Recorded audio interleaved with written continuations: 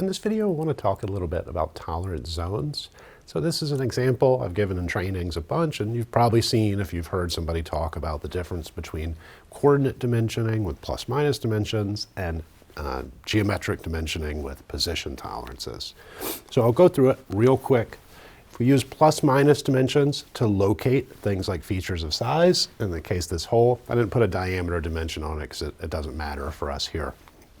You end up with a square tolerance zone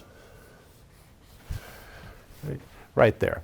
And what's happening here is that plus minus dimension is controlling the size of the tolerance zone and kind of indirectly the shape, right? It could be a square or a rectangle, depending on how we adjust these dimensions.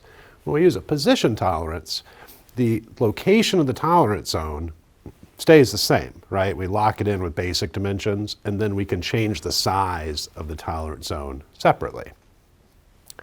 Now, with position, we can also have a square tolerance zone if we really want to, but by default, it's usually going to be a cylindrical tolerance zone.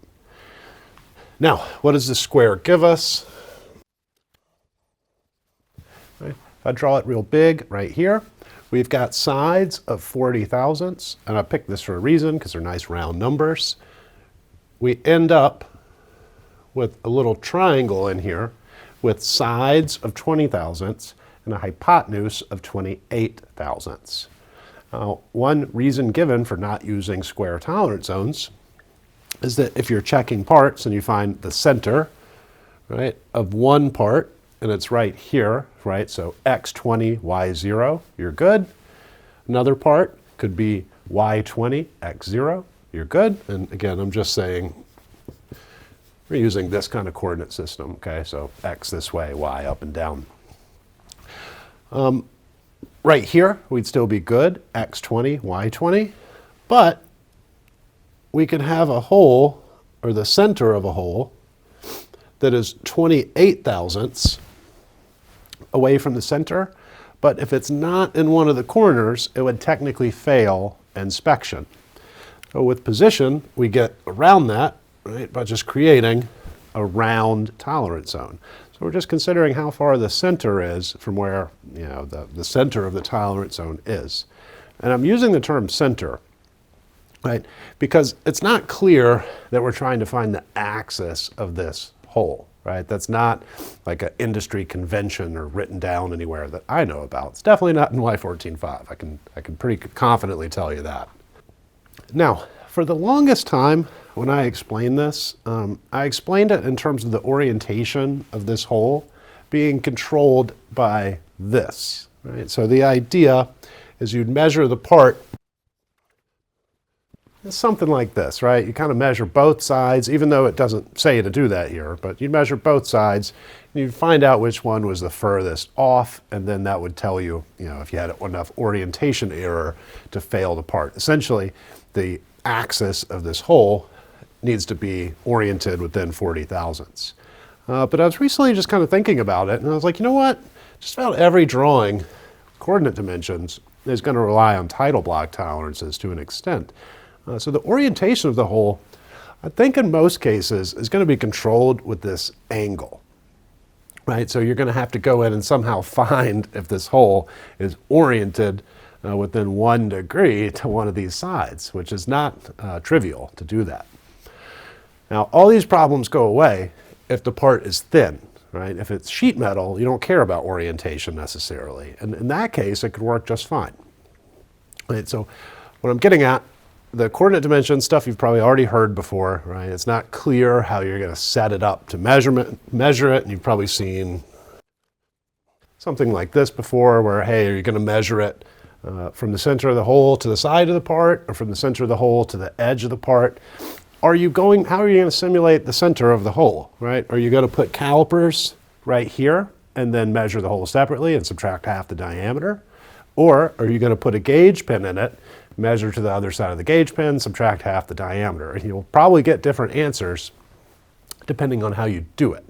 Now, I'm not saying this is, you know, wrong for everything. There are plenty of parts where this makes sense, where it doesn't matter that much. But for precision parts, it's going to matter, right? So you have this issue of it's not clear exactly how you're going to measure it.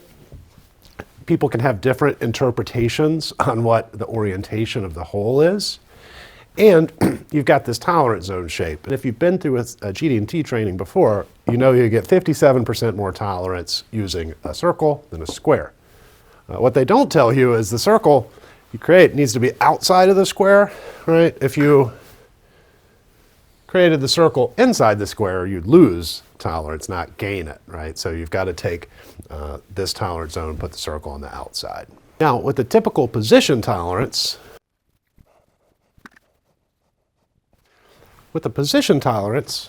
we take these dimensions, we make them basic. We've got to have a datum reference frame for locating a hole. Position feature control frame, right? Diameter symbol indicates that now we're going to convert this to a diameter. Okay. And the idea is, what I was trying to get out before, is you're just using the basic dimensions to locate the center of the tolerance zone.